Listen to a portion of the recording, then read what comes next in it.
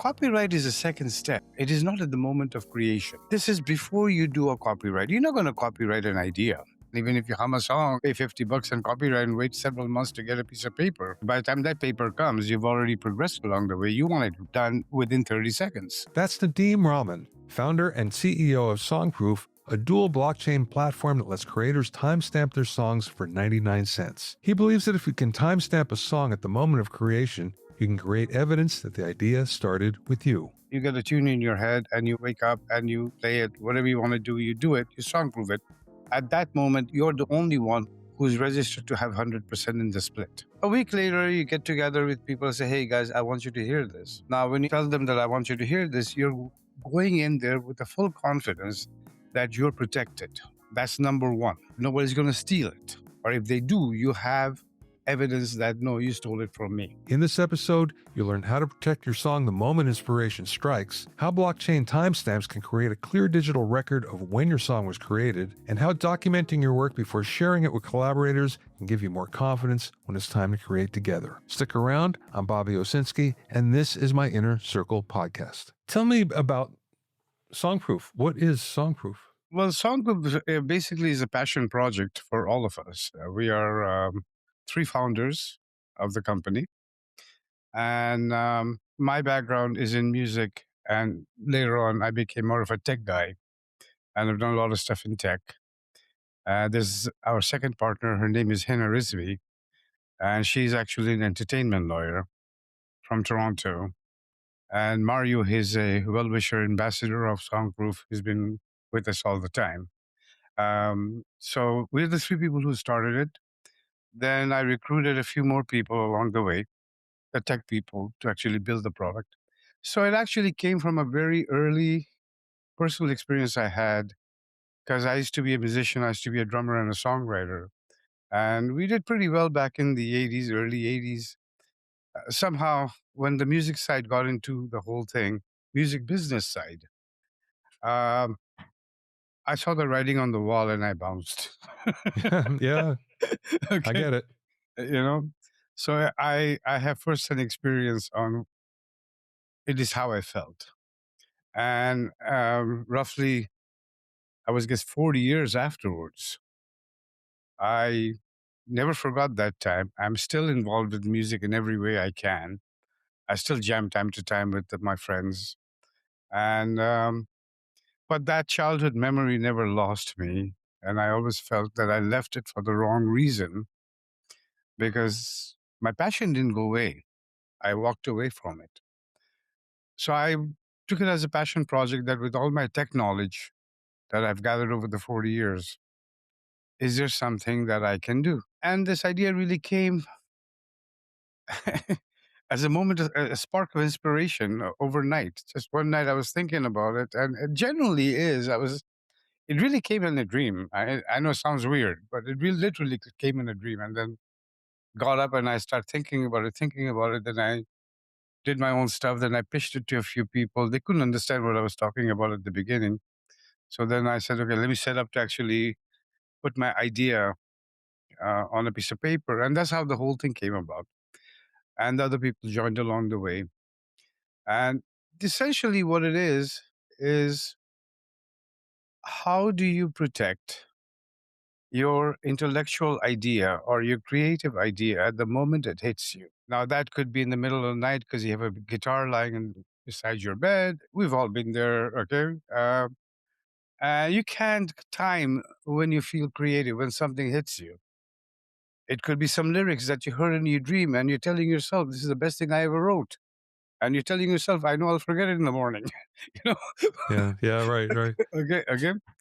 So how do you capture that moment? That's where this whole thing came from. So the idea is very simple. Well, if there was a mechanism by which I could either record directly on a mobile app, that's how the idea came. Now, voice notes and all that are there. There's nothing fancy about that. But how do I timestamp it right there? So in order to protect it. And protect it. Have you ever noticed that mixing vocals is often the hardest part of getting a track to sound right? You boost, you compress, you add effects, and it still doesn't feel professional. So, to make it easier, I put together a simple mini course on vocal mixing that walks you through the exact steps to get the vocals sounding clear and upfront. If you're interested, scan the QR code on screen or click the link in the show notes. Now, back to today's conversation. Now, when the word timestamp came about, I started thinking, well, how do I do that timestamp? And that's where the whole idea of blockchain came about. And I said, okay, I know what has to be done. Um, if I timestamp it on the Bitcoin blockchain, which is a very popular blockchain, is irrefutable evidence of the moment of creation. And it sits independent of the platform which it came from. So blockchain records are available to the public. So SongProof, whether it exists, it doesn't exist. The blockchain record never disappears. It's there forever. If that wasn't the case, the whole world of cryptocurrency wouldn't exist. Bitcoin and all this thing. Okay. So I knew there was a merit to the idea. So I took it further.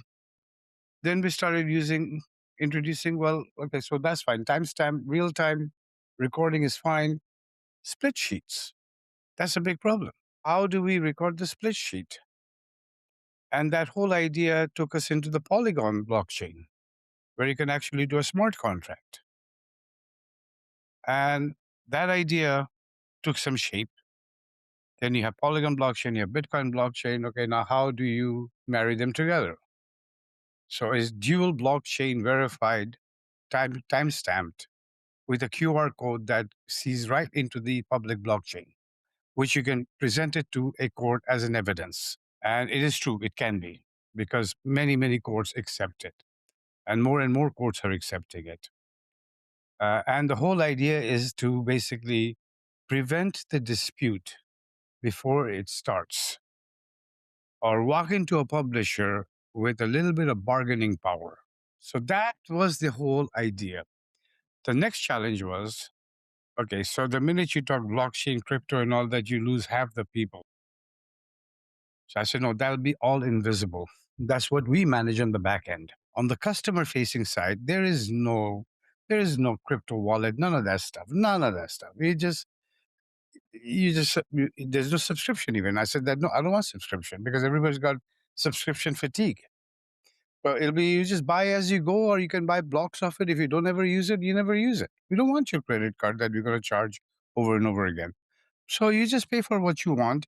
And what happens in the background that I talked about, it just happens magically in the background. People are not even aware of it.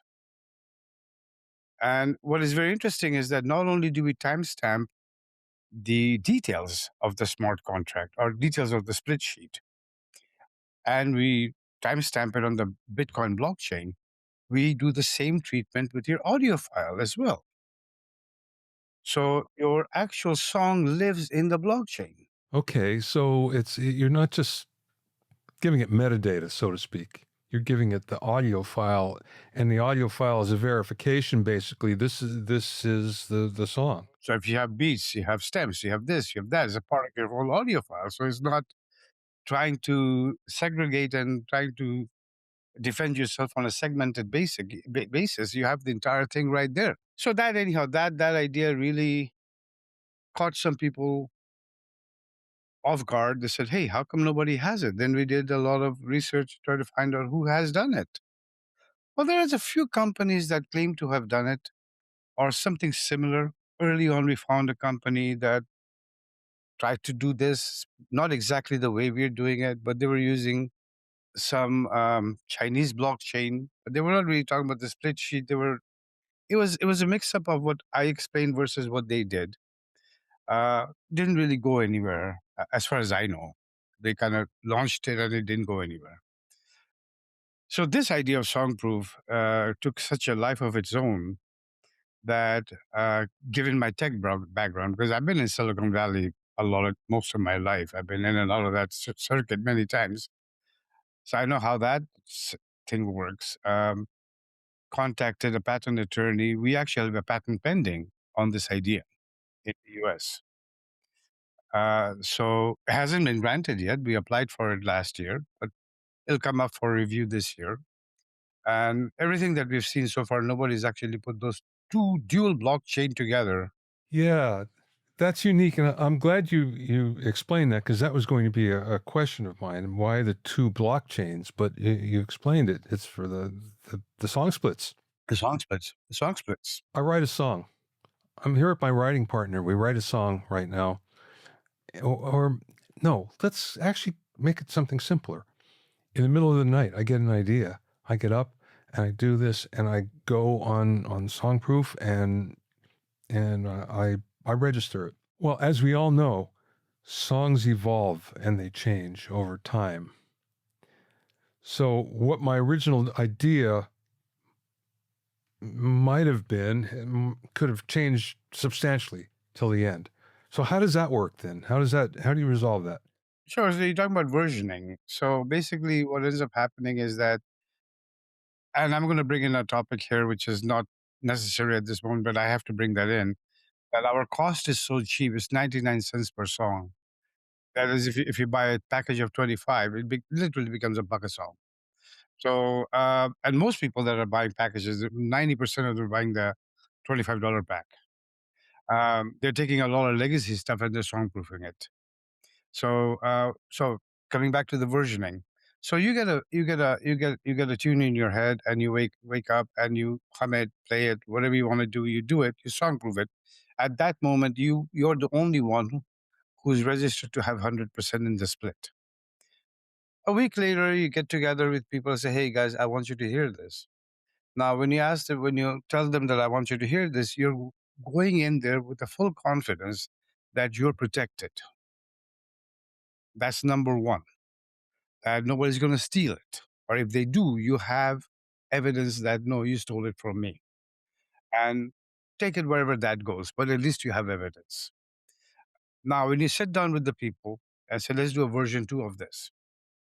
So you keep the same song name, audio file will change, and you call it version two. Or you may want to give it a different name, whatever you want. Just costs you 99 cents more. So the progression of the journey of a song where it started and where it ended may have four, five, six, maybe even 10 versions, but you are protected in each step of the way. They don't live in the same place then, and essentially there would be what 10 different QR codes, right? Exactly. But in the blockchain, all the history is there. So if you go to your third session and you bring more musicians in and say when the split discussion comes up, they'll want equal split. You may say, hey, no, guys, this is my idea. I'm going to keep 50%. 50%, you guys divide it up any way you want. It all depends how you want to do it. But it gives you a bargaining point with evidence. The fact that you have an attorney involved makes me feel good because that would be one of the questions where, okay, how legally valid is this when it comes to a court? So if you go to our website, there is a tab on the top called legal. And if you go into the legal tab, we have spent a lot of time trying to demystify the whole traditional copyright concept, how it actually works. Uh, I mean, to be very honest with you, I was shocked when Henna, the entertainment lawyer, she did a research. She said, "Guys, U.S. is about the only few places in the world where there's statutory damages. The rest of the world doesn't have it. It is based on having to prove what was the damage caused by somebody stealing it. And the question is, how do you prove it? If you cannot prove it when you did it, okay." Now, I brought in the word copyright, but copyright is a second step. It is not at the moment of creation. This is before you do a copyright. You're not going to copyright an idea. It I just don't think you doesn't. can, right? I don't think you I, can copyright no, an idea anyway. I don't think you can. Even if you hum a song, I mean, you know, pay $50 on copyright and wait several months to get a piece of paper. Because by the time that paper comes, you've already progressed along the way. You want it done within 30 seconds. Okay. And that's what SongProof gives you in your pocket. And basically, the way I don't like to use this word, but to be honest with you, Bobby, I haven't come up with a better word. Which is explain what songproof is.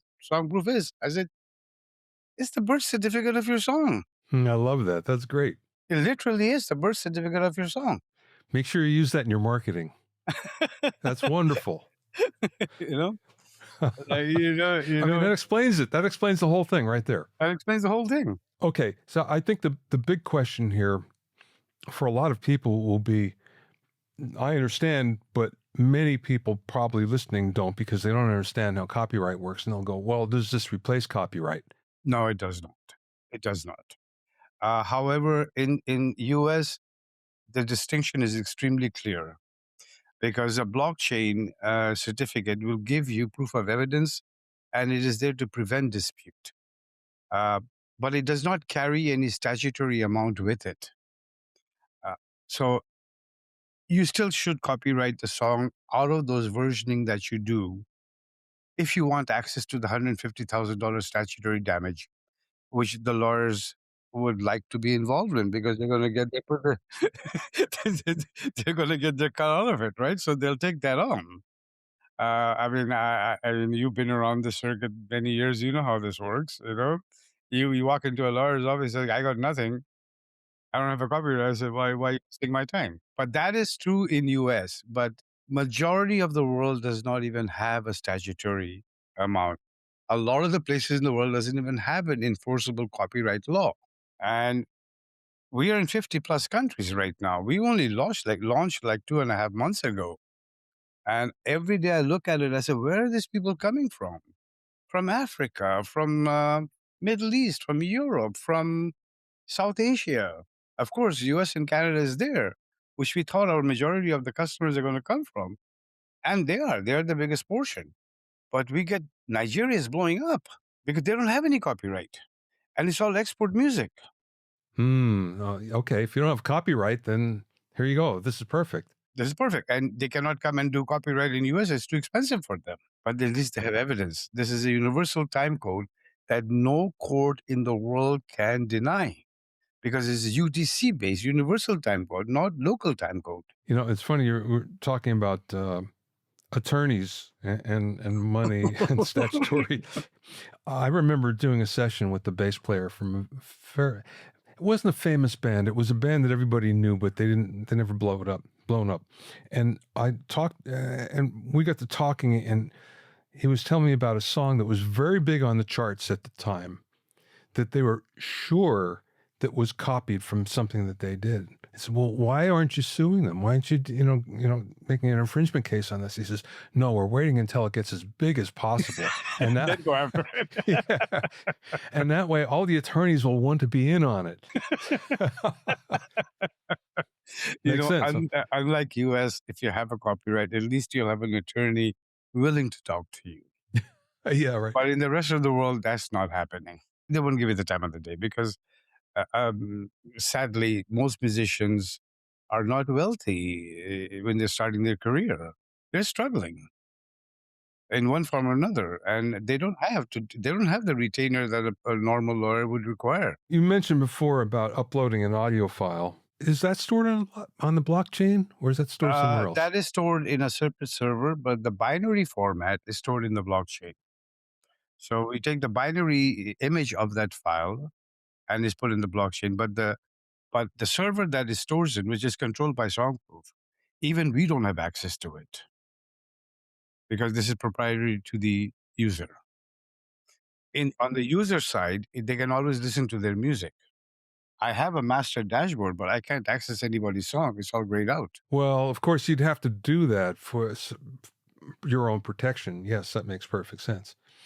I mean, that's the same thing when people send you songs that are unsolicited. You go, wait, don't send me your files. This is not a good thing. No. That's what most people don't understand.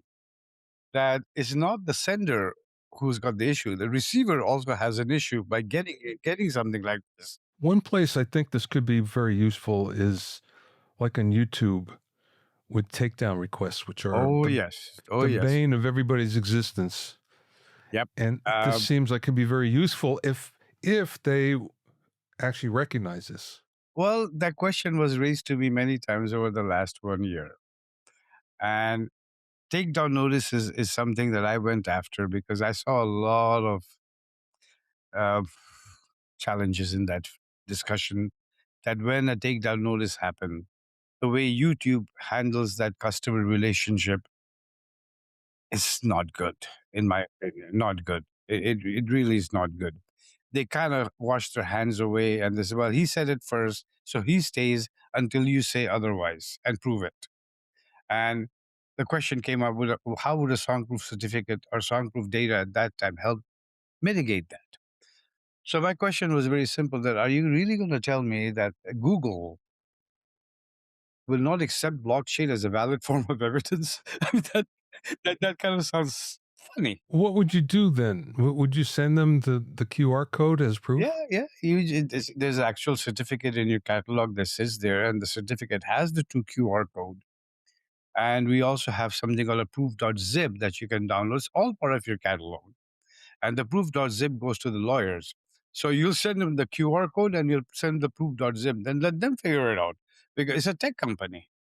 If a tech company says, I don't believe in blockchain, there's something wrong with that. That's like, there's something wrong with that argument. Okay. Okay, this is obviously a great idea. So, how do you get the idea out to people that really need this? Well, I mean, the vision is very clear for all of us, and I've championed the vision to the best way I can, and I have not budged. Yes, business is profit. It's about profit. It's about all those things. But most of us have done all of that stuff in our life.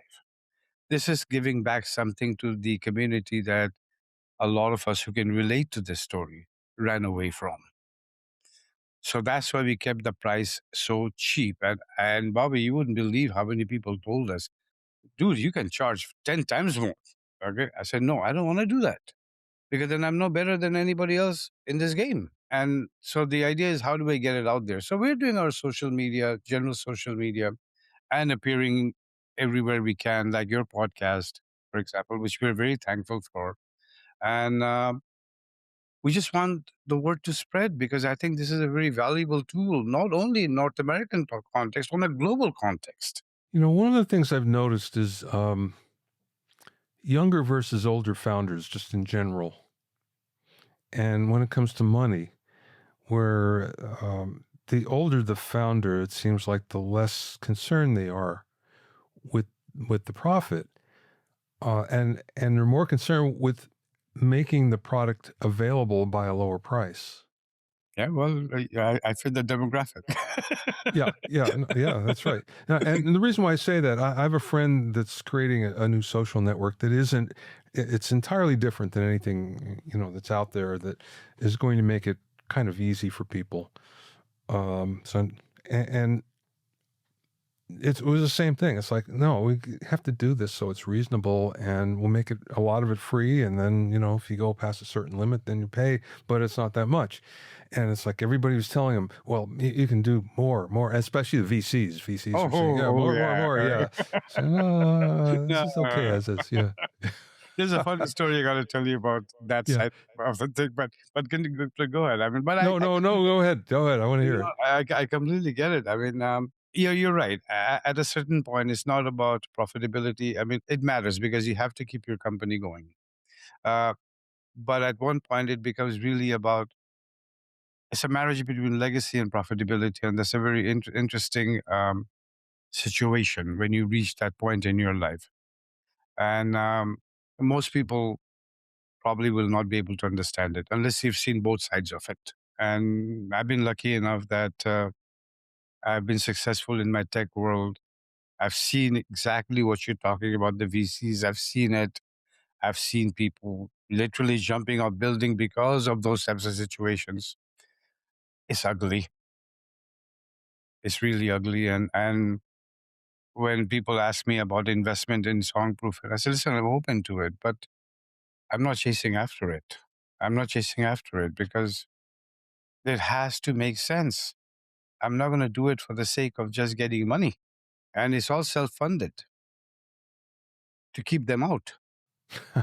Yeah. Okay. Makes Literally, perfect literally, sense. Yeah. literally. I don't mean any disrespect, but I think you know what I'm getting at. Okay. But the right people, yes, I'll definitely listen. They're hard to find. Yeah, very hard to find. Especially in tech. especially in tech. All right, last question, Nadine. In your journeys, and you've had plenty of experiences, I should say. What's the best piece of advice that either you learned along the way or somebody imparted to you? I have been fortunate. I've had some great mentors in my life that I still look up to.